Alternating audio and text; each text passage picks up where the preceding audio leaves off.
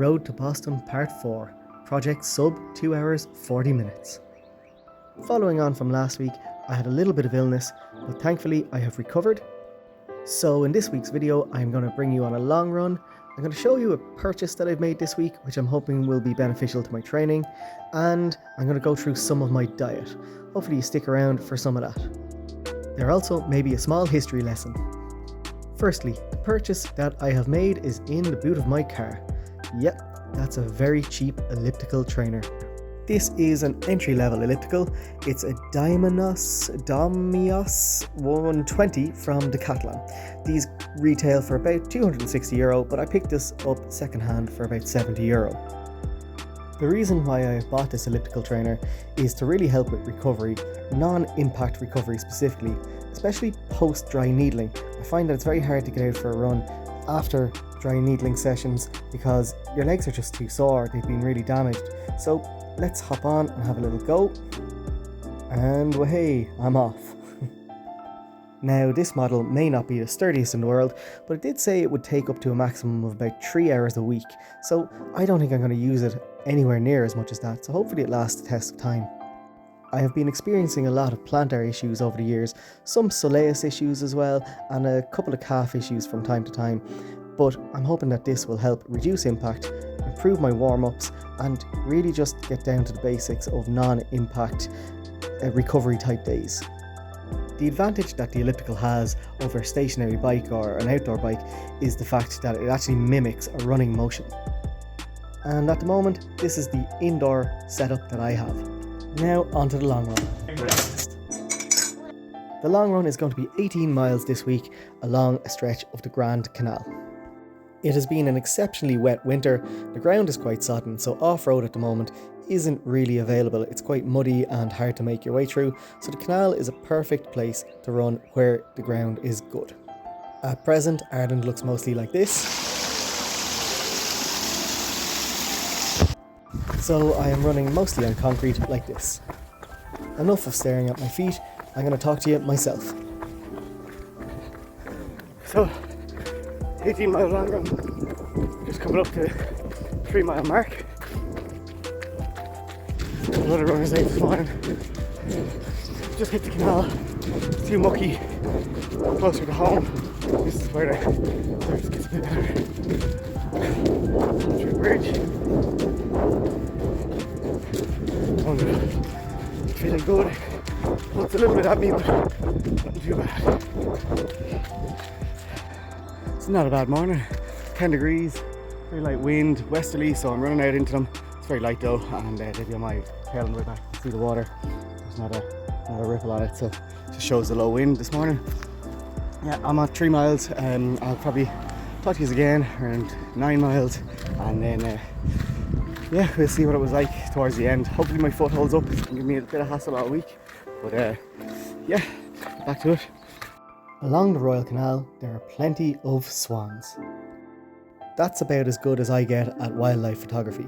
So as you can see here, it's kind of like a cinder path, kind of a muck path with very fine pebbles all the way through. It's quite compact, so it's not bad to run on. There's a lot of puddles and there are some sections that are muddier than others.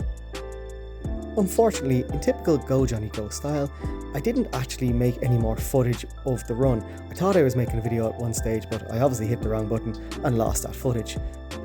I did finish the full 18 mile long run, and it went quite well overall, but I did also promise you that there would be some history as regards this video. The Royal Canal is a stretch of waterway that stretches for almost 100 miles.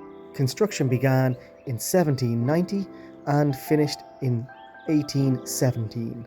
There are 46 locks along the Grand Canal. This is lock number 14. Lock 14 is located at Jackson's Bridge, which is this bridge here that you have to go through a tunnel to get up to the lock, if you are heading out west away from Dublin and towards the Shannon. All of the gates are painted in black and white. I've always thought that they look like pints of Guinness. This canal was designed to take people and freight from Dublin to the River Shannon and beyond. One of the more frequent things to be transported by this canal would have actually been Guinness barrels. Guinness actually did own quite a lot of barges that used to transport Guinness all the way down the country. right up until the 1960s when it was closed in 1961. The paths along the canal would actually have been used by horses to tow the barges along. The Royal Canal was restored in 2010. Many of the towpaths over the years have been upgraded and maintained. These are a fantastic amenity for cyclists and runners alike. Please excuse my poor camera work as I'm going to discuss my diet from now on. I'm going to cover what I eat of a typical workday. The most important meal of a day has always and will always be breakfast. For breakfast, I generally have about 50 grams of porridge. This I mix with low-fat cow's milk. Then I mix in some raisins and some honey. Porridge is a really good winter warmer and it really does help stave off the cold. I do find it quite hard to actually eat porridge during the summer, it just becomes too hot. So during the summer, I prefer something like a granola or a muesli. I generally don't measure this, I usually just have it with cold milk. The secret to making a really good porridge is to actually soak it overnight in cow's milk and leave it in the fridge. Heating porridge up the next morning at a very low temperature and stirring from time to time also helps. On a typical workday, I generally eat breakfast around 7:30. After this, I travel to work and at some stage in work, I'm going to get hungry again. By around 10 o'clock, I'll certainly be looking for a banana. I usually have this with a small drinkable yogurt. When I am running a lot, I tend to try and snack often, just to stave off that horrid hunger. While training for marathons in particular, I generally carry a bag of cashew nuts with me most places. I might only go through one of these bags of cashew nuts possibly once every 2 to 3 days while I'm training for a marathon. I find they're a really good source of protein. Now lunch. Again, as we are still in the darker months in the northern hemisphere, this is soup. I find it quite handy. I make a large amount of homemade soup and then split it into separate containers so I can take them out one by one and do lunch a couple of times a week. After having my lunch at around 1 or 2 o'clock, I generally get hungry again by about 3 or 4. This apple is always a lifesaver. Between 5:30 and 6 o'clock, I usually have dinner. Today's dinner was a typical chicken curry just with some white bread and butter on the side. I was really hoping to have a variety of photos to show you. I might do that another time, but we would generally have some more vegetables in a meal, typically. Something like fish and vegetables, or chicken and vegetables, or maybe even ham or beef and vegetables. I would also eat a variety of homemade vegetarian type meals as well. Moving on to what I would generally drink of a day, I generally fill this water bottle up a couple of times a day and just keep chugging away on it. In Ireland, all tap water is drinkable straight from the tap, so you can refill bottles pretty much anywhere. Now moving on to the piece de resistance, the cup of tea. Actually, in this case, it's a pot of tea. This is Barry's tea, Barry's Irish tea. In my opinion, this is the best tea that you can drink.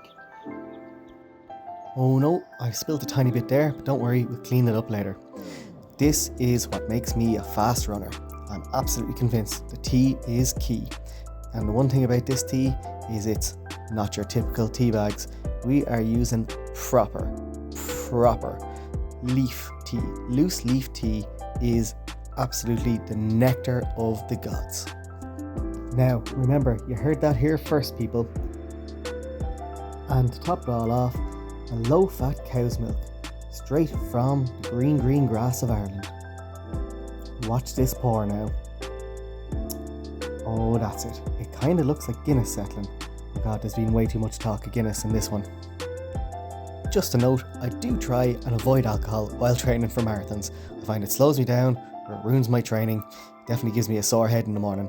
So, alcohol is generally out, unless it's a special occasion. I would have very small amount of alcohol while training. So in general, that really covers what I would eat in a typical work day. Sometimes on Fridays I would have a bit of a cheat meal or burgers and chips, something like that, just to keep the body guessing. Generally, I finish all my meals before 6 o'clock each day, and after that I just try and hydrate, just with water or some tea in the evening. So my mileage this week was around 53 miles in total, I'm hoping to hit 60 miles by next week, and I'm also hoping to have a little bit better content for you next time. I hope you've enjoyed the Road to the Boston Marathon Part 4. I've been Go Johnny Go. Thanks for watching.